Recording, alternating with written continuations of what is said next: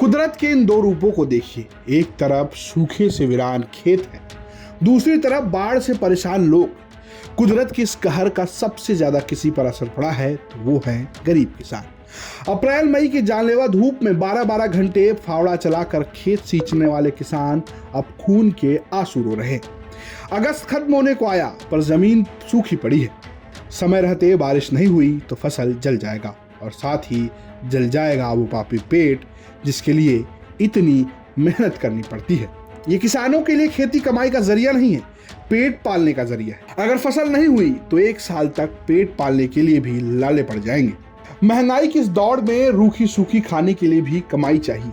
भदोही में इस बार करीब 40,000 हेक्टेयर धान की खेती की गई है। इलाके में कुछ ऐसे किसान हैं जिनके पास सिंचाई की व्यवस्था उपलब्ध है, लेकिन अधिकतर छोटे किसानों के पास न तो सिंचाई के उपकरण हैं न पैसे। ऐसे में सूखा पड़ने पर सबसे ज्यादा दिक्कत छोटे किसानों को होती है। किसी तरीके से ले देकर बेचारे खेती तो करते हैं लेकिन मिलती है बदनसीबी। ये है गुलाबी देवी। ये गांव में रहकर बटाईदार का काम करती है। गुलाबी देवी का कहना है कि बारिश कम होने की वजह से नर्सरी खेत में रह गई और उसकी बुआई नहीं हो पाई। थोड़ी बहुत जो बुआई हुई उस पर सूखे का खतरा मंडरा रहा है। ऐसे में क्या उगाएंगे और क्या खाएंगे? नहीं साहब, पानी बिना मशीन का पानी बा है, बिजली के बड़ी महंगाई बा। हम गरीब मनई कैसे हम सींच सकब, कैसे जी खा सकब? बस इतनी बात। का दिक्कत बा खेती में दिक्कत बा साहब, पानी नहीं बा।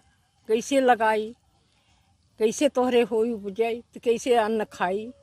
नर्सरी वगैरह पड़ा ही है आपका? हाँ, सब पड़ा बा साहब, नहीं लगा सके बिना पानी के।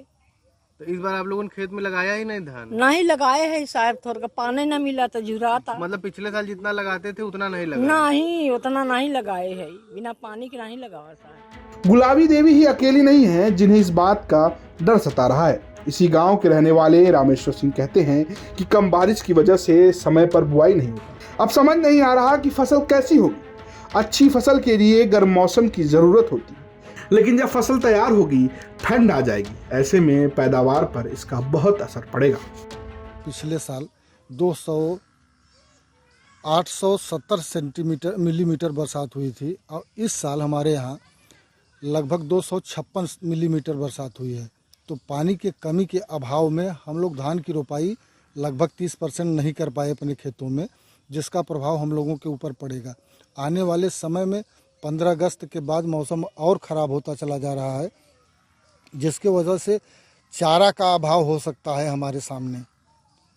तीसरी बात है कि नहर के सिंचाई में 37% हमारी ज़मीन पर, भदोही जनपद की 37% ज़मीन नहर से सिंचाई होती है और 37% के अलावा अगर निजी नलकूप धारक या राजकीय ट्यूबवेलों से सिंचाई जो हो रही है उसमें बिजली की लंबी समस्या है।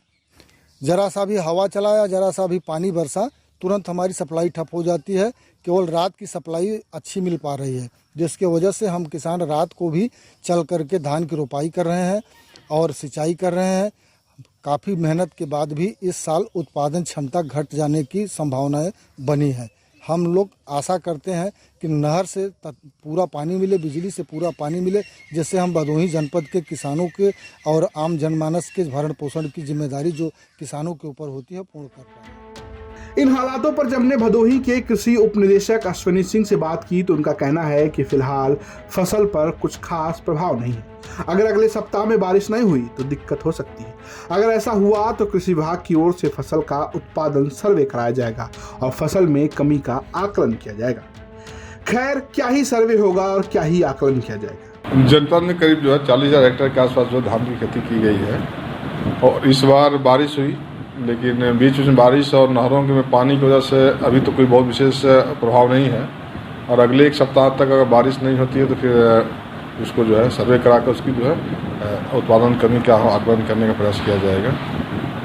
अभी वर्तमान में क्या स्थिति है, क्या लग रहा है कि उत्पादन कम हो जाएगा? अभी तो सामान्य स्थिति है, बहुत ज़्यादा नुकसान की अभी नहीं है, लेकिन अगर 1 सप्ताह अगर बारिश पानी न मिले फसलों को तो दिक्कत होने की संभावना है। यहाँ के गरीबों की सबसे बड़ी चिंता तो ये है कि आखिर अगले साल पेट कैसे पाला जाएगा। भदोही से महेश जायसवाल की रिपोर्ट, यूपी तक।